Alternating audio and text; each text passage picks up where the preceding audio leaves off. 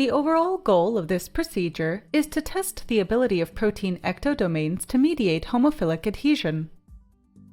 To achieve this, plasmids encoding the fusion of an ectodomain fragment to the Fc region of human IgG are transfected into HEC293 cells.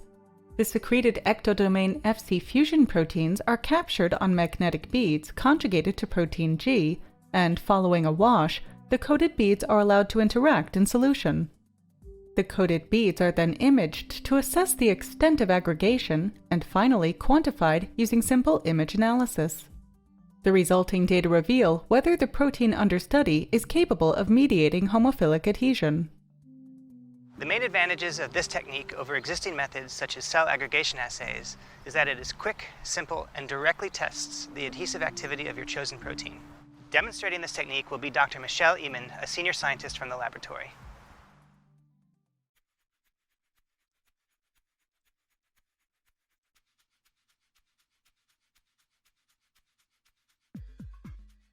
Begin this procedure by preparing the cultured cells for N-cadherin ECFC.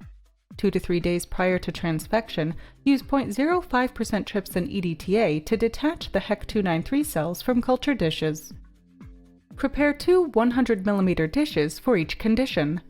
Split the cells 1 to 5 and then culture them in supplemented growth medium. Incubate the cells at 37 degrees Celsius with 5% carbon dioxide until they are 60 to 80% confluent.